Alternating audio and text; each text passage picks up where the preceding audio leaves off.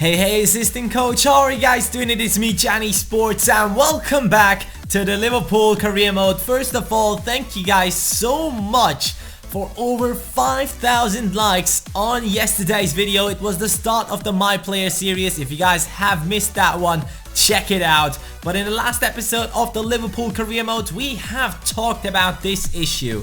We have gotten ourselves a new talent into the team, and nearly everyone has said that I should focus my training onto this guy after Gabriel reaches the rating of 77 throughout the training. Oscar Lingard is a 91 to 94 potential player, and he could potentially be a legend in this club in the next few seasons, let's put it that way. And also, you guys have said that he's only 5 foot tall. I've seen that, but players in the youth academy do grow, so I will try to keep him in the youth academy for as long as possible. In today's episode, we will solely focus on the Barclays Premier League. We have very important matches, and there is still a slight chance to climb up the table a little bit more and just secure that Champions League spot. Konoplyanka and Coutinho are back from their injuries. Most importantly, I'm just happy that Coutinho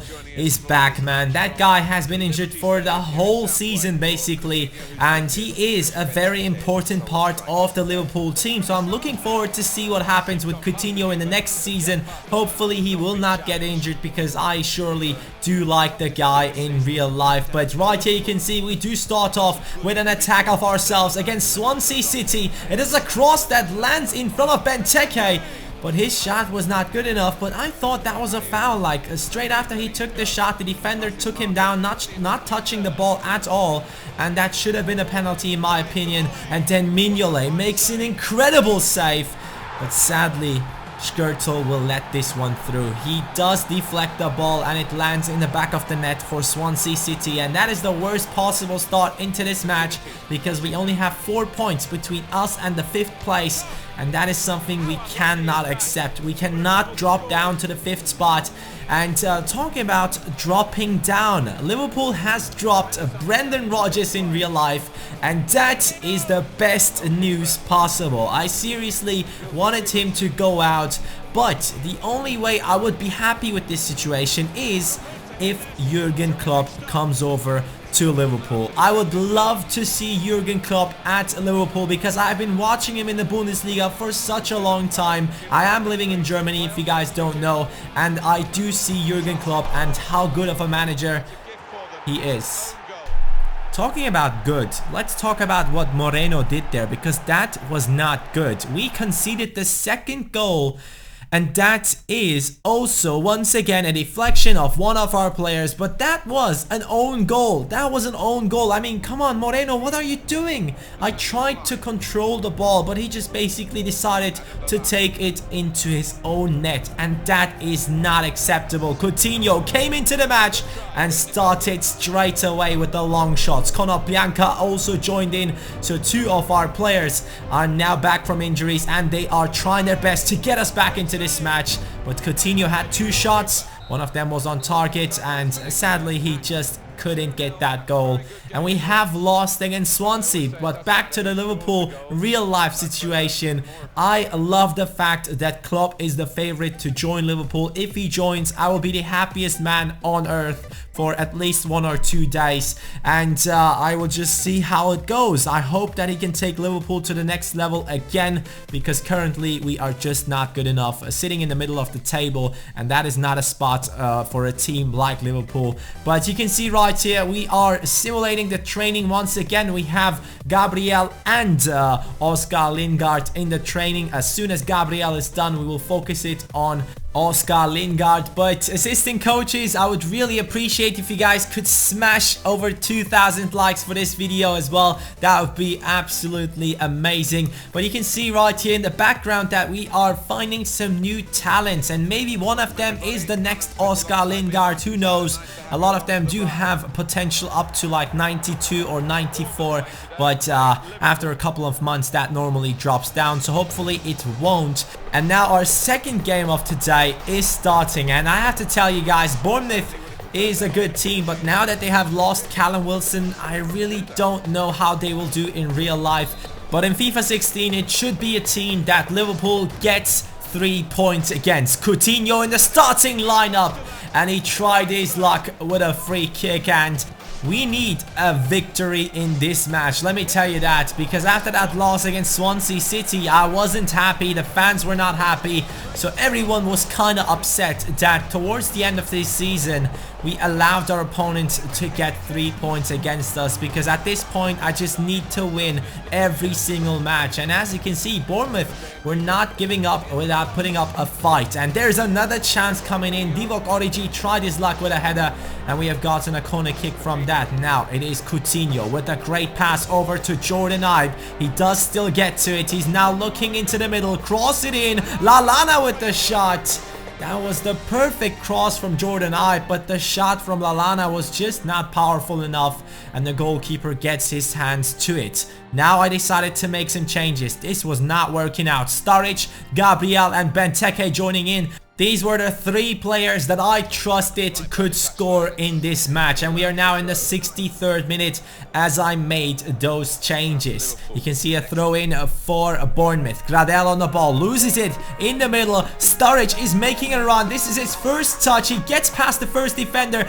Does see Benteke making a run as well. Benteke through on goal, but he decides to take a look into the middle. He does see Gabriel. He's one-on-one against the keeper. Could he score this one to take the lead? Yes, he can. We have taken the lead against Bournemouth in an away match, and the substitutes have made the difference. We were lacking the pace and the strength in the attacking positions, and now after the substitutions we have gotten those things into our squad, and you can see our team was flying straight after that. Lallana with the pass to Benteke, really good first touch. He could have gotten a goal as well after that assist that he has gotten, but Sturridge doing a great job after his substitution. Now passing it to Benteke once again. Benteke waiting, passing it to Coutinho. Coutinho with the back heel.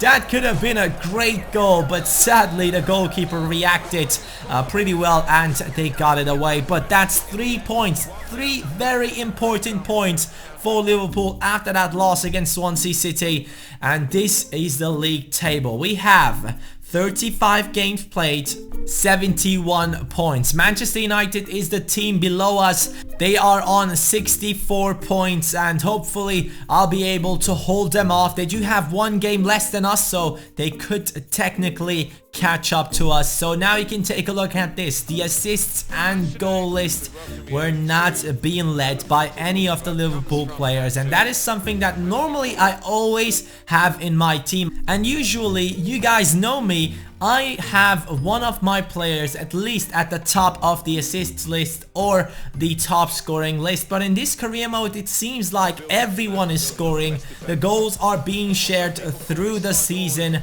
and no one is really standing out. Is that a good thing? Is that a bad thing? I really don't know, because if you could take a look at Liverpool when they had Suarez, he was the outstanding player, scoring many goals for the club. But if you take a look at my team right now, it's basically the same as Liverpool is in real life. Everyone is scoring goals, not only the strikers. But is that a good thing? Is that a bad thing? I seriously don't know. You guys will have to tell me in the comments down below. I normally tend to have at least one guy at the top of the top scoring list, or at least in a top 3, but currently I do not have anyone. Daniel Sturridge is of course one of those candidates to get in there. He passes it to Benteke and we do make it 1-0 against Watford. It's the 3rd game of this episode and we are starting off really nicely at home in front of our home fans, and that game against Swansea City now is being forgotten. Now Daniel Sturridge once again on the right hand side, gets past the players, crosses it to Benteke. He tries to chest it into the goal. I mean, come on man, you could have done a lot better. Daniel Sturridge this time trying his luck, and that one sadly doesn't go in. Good save by the goalkeeper. Actually not too good, because that was just straight at him. And now let's see what we can do in the second half. Benteke now trying to get the pass in. He does so, and it is Henderson. The captain scores the goal. 52nd minute, and we are now 2-0 ahead of Watford.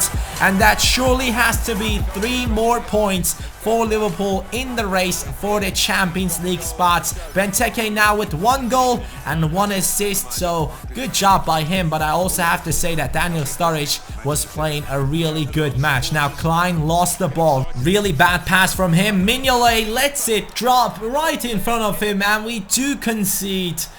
And that is something I did not expect in this match, because I basically was having the most possession. I was trying my best, and now here we come again. Klein trying to make up for his mistake, and Benteke somehow missing, which makes no sense for me. Benteke from that range should not be missing. He just hits it straight onto the...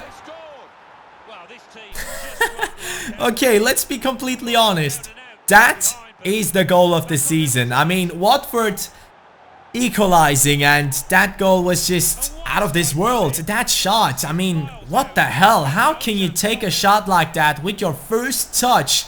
Getting a pass from the side, coming into the middle, and then just smashing it onto the crossbar and equalizing for your team. Watford have actually earned that 1 point. Hats off to the guy that scored that amazing goal, and that is the goal of the season, because we have certainly not been able to score a goal of the season so far, and we have basically not seen anyone else score something like that. But you can see we are still trying to train our players, and after all, in this episode we are still on that 4th spot. We have 1 more game than Manchester United, also 1 more game than Chelsea, but still 1 less game than Arsenal. So Arsenal somehow managed to play 2 more games than us, which I seriously don't understand, but it seems like we could get in front of them with a win, or at least to get onto their level. But in the next episode we are playing against Manchester City, and that is the big game. They are the league leaders. We could completely destroy their season, get closer to them, or even overtake them. Yes, we could still win the title mathematically.